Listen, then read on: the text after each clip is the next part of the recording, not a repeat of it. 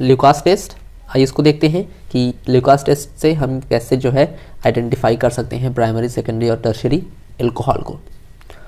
तो Lucas test में जो जनरल रिएक्शन होता है वो ये है कि जब भी किसी एल्कोहल का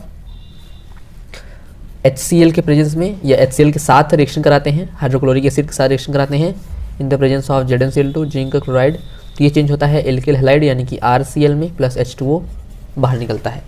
तो ये यहाँ पर चाहे ये प्राइमरी हो या सेकेंडरी हो या फिर टर्शियरी हो, तीनों ही केस में हमारा एल्किल हैलाइड का फॉर्मेशन होता है।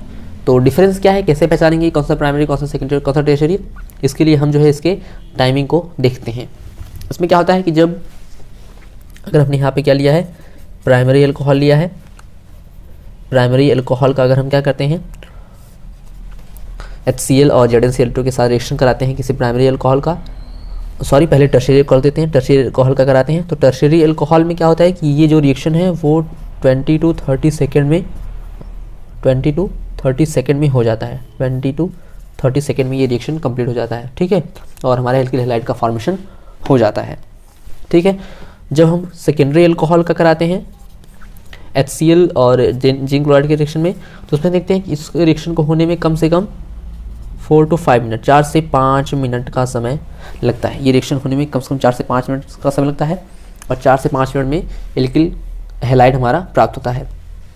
और तृतीयक के केस में क्या होता है कि तृतीयक में, सॉरी प्राइमरी केस में, प्राइमरी एल्कोहल का जब हम रिएक्शन कराते हैं HCl और ZnCl2 से, तो ये रिएक्शन होने में बहुत ही अधिक समय लगता है, यानी ये रिएक्शन जल्दी कंप्लीट नहीं होता है। और इसी से हम लोग पहचान कर सकते हैं कि कौन सा वाला प्राइमरी एल्कोहल है, कौन सा सेकेंडरी और कौन सा टर्शियरी। यदि हम टर्शियरी एल्कोहल का कराते हैं तो देखते हैं कि 20 to 30 सेकेंड में ये रिएक्शन कंप्लीट होगा, और सेकेंडरी एल्कोहल का कराएंगे तो ये 4 to 5 मिनट का टाइम लेगा, 4 से 5 मिनट का समय लगता है।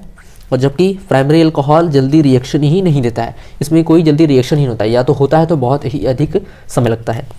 और जब भी हम एल्कोहल ले लेंगे, जैसे हमने एल्कोहल किस तरह से लिया इसको हम लोग अच्छी तरह बता दें आपको।